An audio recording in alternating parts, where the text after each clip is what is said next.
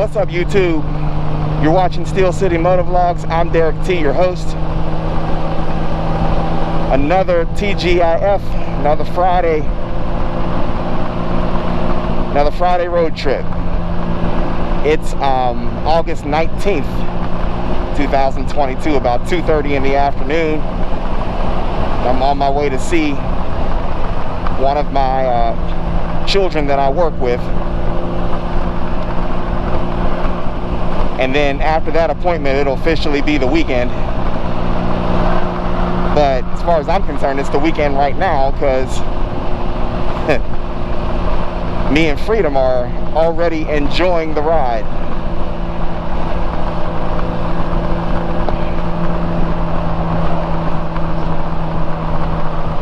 It's a nice warm one today. It's about 86 degrees outside. It hasn't been very humid in maybe about the last week or so, but the humidity has returned with a vengeance. Today it's one of those hot and humid days.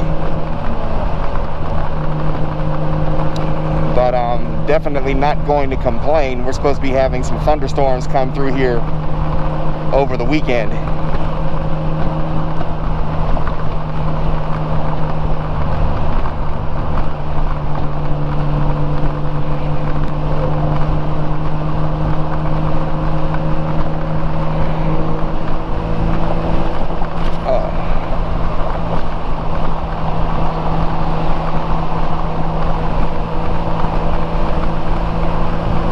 I think I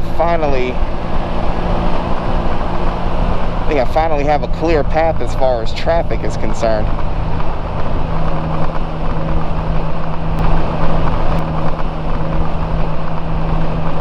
I used to live right near the interstate. Like when I left my house, you know, it would take me 5 minutes to get on the interstate no matter which direction I was going. But about 8 months ago I moved. And now there's just not an easy way to do it. I think it took me something like 15 minutes to go 2 miles. Just because the stop and go and the area that I live in can be really crowded and congested during the day. We're headed east today. Usually I'm headed the other direction. We're headed out towards New Kensington, Pennsylvania, which is probably about a good 40, maybe 45 minutes from where I'm at.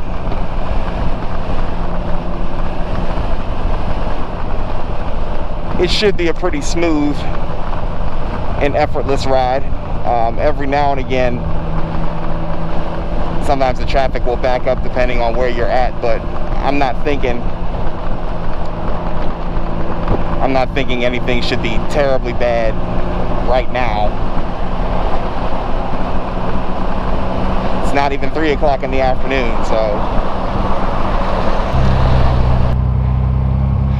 Shooting a motovlog has, in recent months, for me, has probably become just a little bit more involved. And I can be honest with you, I've been spending more time just kind of hopping on the bike and riding out and not recording very much, because I have such a backlog of videos and, you know, footage that I can turn into YouTube videos that I haven't really been pressing myself about getting out and actually shooting a motovlog for scheduling's sake. If I don't edit and drop anything else on YouTube, videos for this channel will come out every week until the end of November.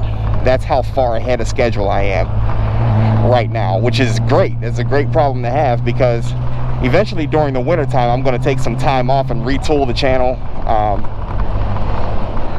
You know, during the winter time when there's not a whole lot of riding to be done up here. I know there are some road warriors that, you know, you ride all year round, and then I suppose that's easy to do when you live in Texas. But up here we get snow and ice and all that good stuff, and you know, it's just not safe to ride. It's not so much about it being too cold, it's just not safe. But what I've been doing lately is to make sure that I have everything, like adding certain elements to my videos.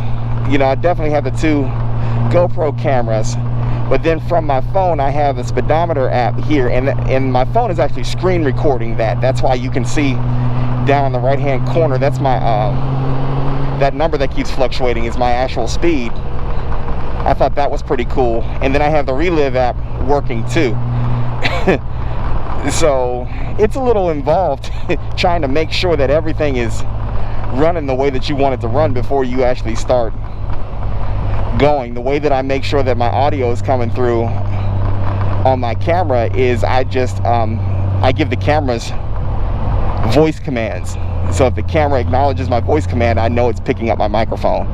And if it doesn't, then I know an adjustment needs to be made somewhere. But I don't really like the whole, I know people jump on, you know, YouTube, and you see them, you know, they get on and they clap their hands 3 times or snap their fingers or something like that, that kind of helps them to line everything up in their, you know, in their post-production. And I don't know, I don't like doing all of that. So literally the voice command on the cameras, the screen recording, and the Relive app, I can do it all within a second of each other, getting everything running at the same time. So when I hop into my post, is very little syncing I have to do. Might be half a second worth of syncing that I have to do right at the beginning. And I know that, you know, as far as cutting and pasting everything together, as long as I cut all 3 clips at the same time, you know, I'm usually good. And that's from both of the GoPro cameras and the screen recording. Each one of those will be a track, and you know, as long as I cut all 3 of them equally, I don't really have any problems in post production. So that's I don't know why I'm explaining all of that, but it's definitely made getting out and shooting a motovlog, I'm not going to say a chore, but chore-ish, so to speak.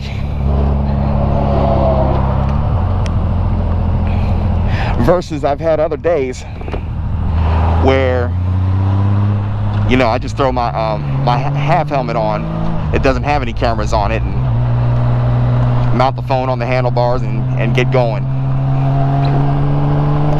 I've been doing more and more of that lately, just kind of getting out and riding and not worrying so much about shooting the motovlog aspect of it. I will have the Max 360, and I'll let that run.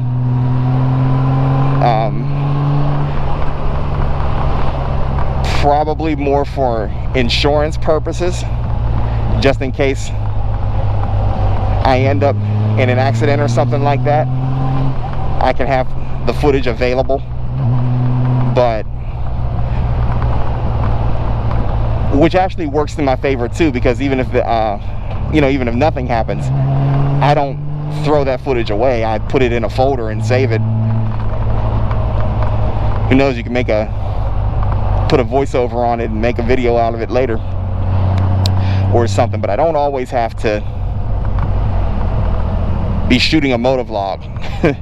Especially for like the last couple of times I've gotten out and really just I don't really scour the internet looking for motovlog topics. I know some people do,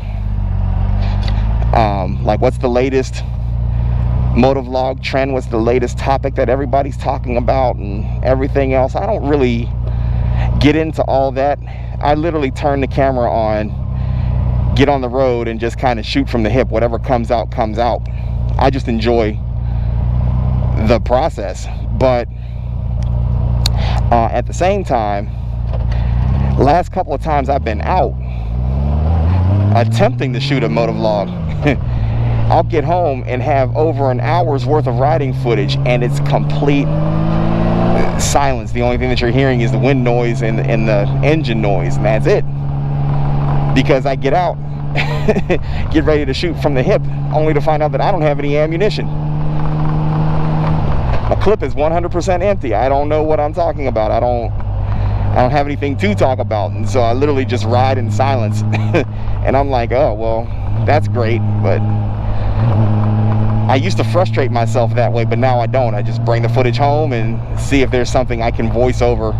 If a topic hits my mind at some other point in time, I'll voice it over and go from there. But it's been a couple times, like this week even, and today is Friday. I think that happened to me on Tuesday and Wednesday this week. I was out and just couldn't think of anything to talk about. It doesn't even cross my mind something to talk about until I'm actually in motion on the bike. You know, welcome to Steel City MotoVlogs. This is Derek T, your host. Here's today's date. And yeah, after that it might be radio silent for a while. So, but it's a good day to be out. Definitely a good day to be out. Hope everybody had a good week. This summer is winding down quickly. I think my children go back to school, I think on Tuesday or Wednesday next week, whenever the 24th is. They're on their way back to school, so it's back to life, back to reality for them. And then I do some consultation in a local school district as well, and their school year starts on the 29th. So I'll be doing some extra things during the daytime, and the meetings that I have with the children that I work with pretty much almost be relegated to like that after school window from about 3 o'clock until about 6 o'clock. So my days are probably going to be a little bit busier than I'm used to them being, but I'm okay with that. I'm okay with that because I'm still governing the schedule. I'm still putting my schedule together that works for me. It's all about the freedom. Gotta have it. Gotta have that freedom.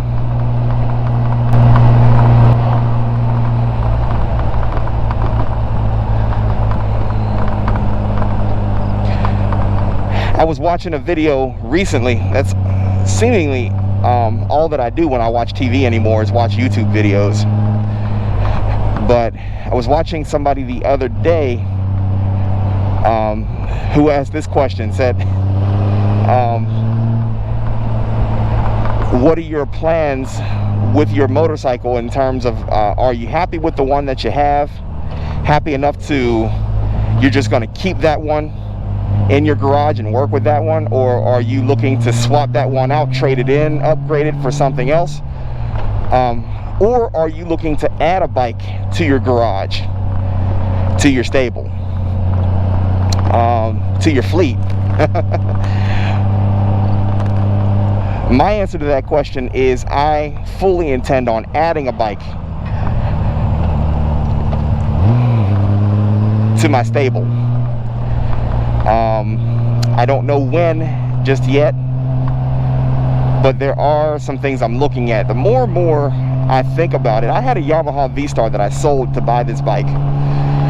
Actually, I didn't sell it to buy this bike. I sold it after I bought this bike. So for about 16 hours, I had a V-Star and a Goldwing. And I called myself being financially responsible because I bought this during a pandemic. So I said, well, let me recover some of the money that I just spent on a Goldwing, and I sold my V-Star. And literally it sold in about, I put it on Facebook Marketplace and it was gone in about 3 hours. So, but the more and more I think about that, the more and more I kind of have a little bit of remorse about selling that bike. I kind of do wish I had them both. I don't know if I'll go get another V-Star or not, but some stuff I have been interested in, the ST1300 or the Yamaha equivalent. I think, I want to say it's like the FJR or something like that, the 1300. Sport Tours, I like those. What else?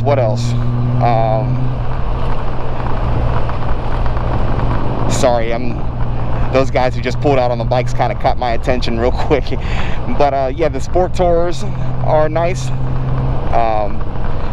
And then also, even though I already have a Goldwing, I'm actually thinking about adding a GL 1800 to my stable. I mean, I know they both say Goldwing on it, and I know what they're both used for. I know they're both touring bikes.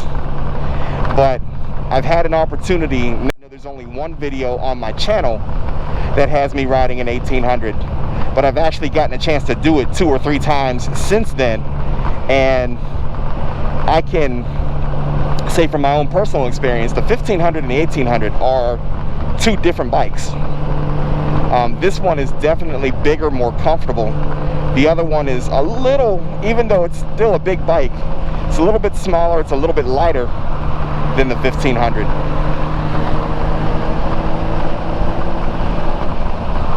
And has, to me, a little bit of a different feel to it.